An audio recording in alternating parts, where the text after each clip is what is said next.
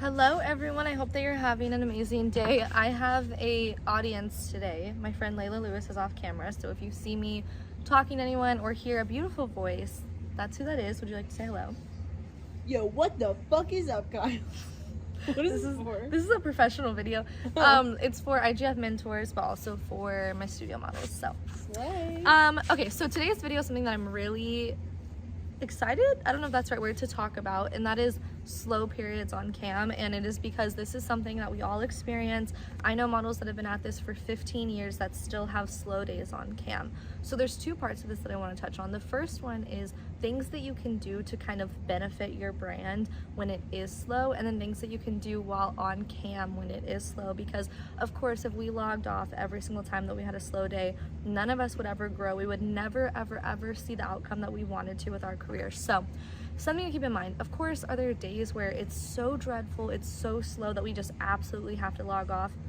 Yes, I am guilty of it all the time. I give myself a set amount of time. Typically it's 2 hours. If it doesn't pick up after 2.5 hours, then okay, I'm down to log off. I would recommend maybe bumping that up to 3, but we all have different thresholds that we can handle, and I know what I can personally handle. Yours will be different.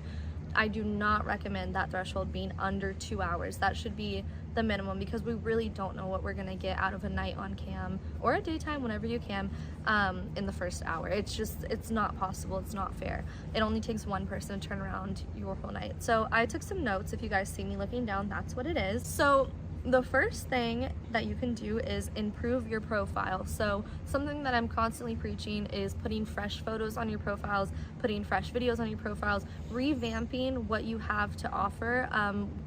IGF Studios offers 2 different cam sites, and they both have pretty similar types of information in their bios. If you guys have any specific questions about what I think towards like certain sites, I can definitely tell you, but this is more of like a general video. I definitely recommend doing the visual things, you know, pictures, photos, stuff like that, and then you can add new tags on your profile. You can add something new that you like to offer. You can mention that you have a new toy. Just really revamp it, make a new profile picture, make those people forget that they've ever even seen you. The next one would be social media promotion, and this kind of ties into a topic that I'm going to get into in a next video, which is how to bring people to your cam room, because of course the sites offer traffic, but sometimes we want that little boost of people that already follow us, or get some fresh faces that aren't already cam tippers. So engage with your followers, share behind the scenes content, meaning like if you lay out your toys that you have for the day, take a picture of that and post it and be like, hey guys, I'm live. Or something that I used to do is like an outfit of the day. So I would say, this is my cam outfit of the day, and record a little Snapchat of me wearing it. That one always worked super well. You can do teasers, whatever that may be. The next thing would be content creation. So create content for your paid library, meaning like OnlyFans or wherever you post your videos on, or even for your cam profiles. Make extra content. I mean, you're already ready for the day. You don't waste the makeup, don't waste the outfit, make some content.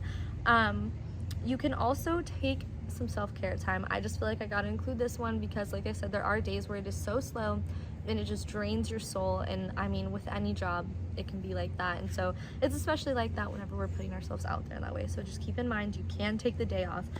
You can do offline tasks like, I don't know, watermarking your photos because people love stealing our photos, or editing a video that you've been waiting to edit for a really long time, or making a new header for your Twitter or a new banner for your OnlyFans, something like that. Another thing that you can do and work on is planning future content. I'm constantly writing down video ideas. I actually have lists of video ideas. I think I have like 100 video ideas. If you guys want to see that, let me know.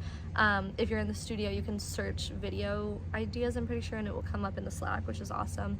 I'm constantly thinking of new ideas, and it's really helpful. So whenever we're actively live on cam and we don't want to log off and we want to push through it, it can be difficult, and so just be gentle with yourself and know that you're gonna have to really use your brain to come up with ideas to keep yourself engaged, because we want to keep them engaged, but we need to stay online. We need to keep ourselves engaged. So if you are on a site, which both of the sites that my studio offers allows you to do interactive games and different types of tip menus, so definitely spruce up your spin the wheel options and maybe run a sell on the spin the wheel. Maybe do your privates or exclusives at 20% off and make that your room topic and really hype it up and say like, this is the only time you're ever doing a sale. Definitely do that. Run a sale if the site that you're on lets you sell your Snapchat, run a sale on that.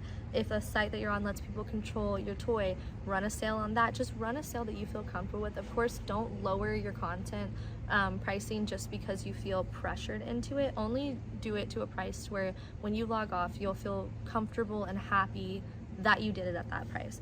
So another thing that you can do is shows like a cooking show or a baking show or a painting show or just one of your hobbies.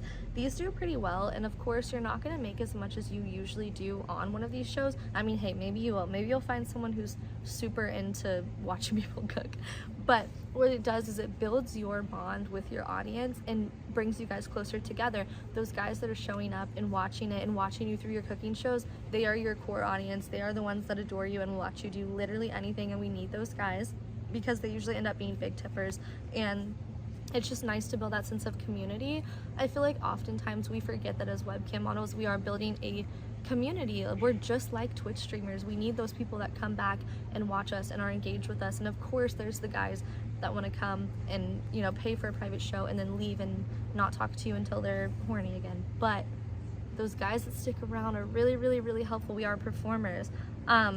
Another thing that you can do is some sort of like fitness or dance shows. So whenever it's low, I'll do shows where for a certain amount I'll do like squats. I'll do 1 gold or 10 tokens equals 1 squat. You can have them tip a certain amount for you to dance or twerk to one song, and that can be kind of fun. Just vibe, just play music that you like, have a good time, dance around. You can get a hula hoop. I've seen girls do that, which is really cool. And yeah, just do something. I mean, I've even seen girls read books, or you know, any kind of models, but I've seen people read books to their viewers in lingerie and get tipped for it. I've seen voyeur shows where people are doing schoolwork. I've personally done schoolwork on cam where it's just facing me. Also, how insane is this? Like, this is crazy. I've seen people, yeah, do like schoolwork type shows or them reading or whatever that may be. Make this your time to build that core audience and that core connection. There is no right answer to what should you do whenever it is slow. It's going to be different and subjective to everyone, but what you do in those slow times means everything. If you log off every single time that it's slow on cam, like I've mentioned, you're not going to build the career that you want. You're not going to get the earnings that you want. Without those slow times, we would never, ever, ever build our careers up enough to get to those really crazy times where we can't even believe it and we log off being like, this is the best job ever. And I promise you that if you stick with it, you will have those times. Trust me, I have days where I'm like, what am I doing? And I'm 7 years into this, and then I have days where I'm like, I'm gonna be a cam girl until I'm 80. And it's because whenever it's slow, I don't let myself give up. Do I have days where I rage quit and I have to take time for myself? Yes, but that's just part of the self-care process in this career. So I appreciate you guys so much for watching. I hope that you found this video helpful. If you have any questions, definitely let me know. If you want me to touch on any topics further, or I mentioned something in this video that you think I should expand on, definitely let me know. And yeah, I appreciate you guys so much, and I will see you in the next video. Bye.